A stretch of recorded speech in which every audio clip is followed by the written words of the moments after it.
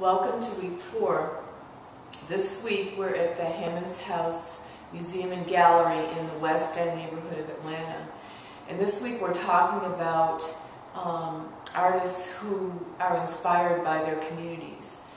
Hammonds House is an example of what many of our readings this week talk about.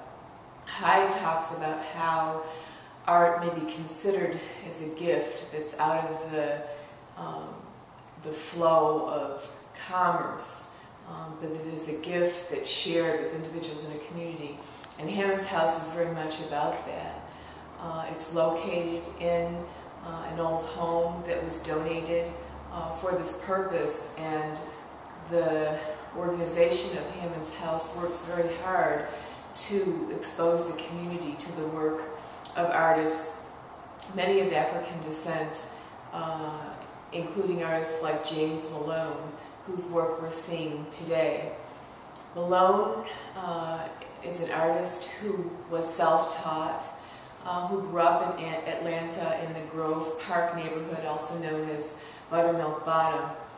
And he created his work, went on and joined the military and found a place there, painting murals and decorating the facilities of the Army. Once he left, he studied design in Detroit and worked as a designer with many corporations during his formal working years. He later returned to Atlanta, to the Grove Park neighborhood, and enjoyed decorating his home, adorning trees with acrylic painted designs, and working to enliven and restore his own neighborhood. So again, an example of Malone's work is that his work was a gift to the community, to people who passed by his home and could enjoy that which he offered. We read also Cub's work, and Cub's talks about how many artists are inspired by what is the day-to-day visual spectrum. And that also is a statement that has to do with Malone's work. The paper by Phillips talks about how the experiences of people who are members of gangs inspires their creativity as related to graffiti art and use of text in writing, incorporating dance as well.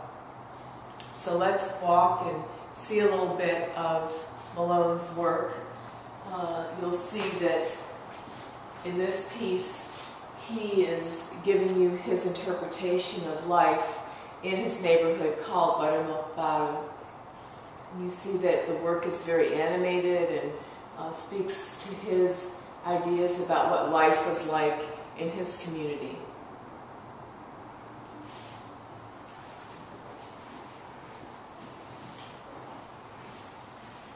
Another of Malone's work,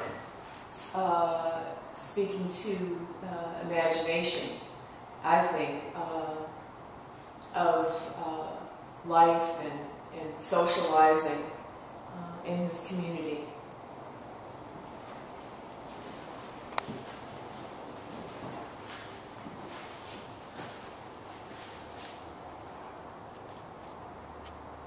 And these pieces as well, Malone's interpretations.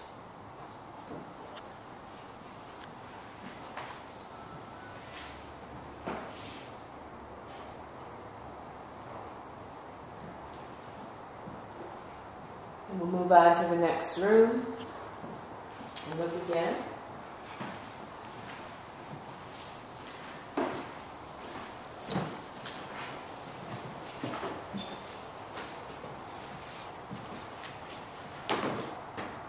One more of Malone's pieces.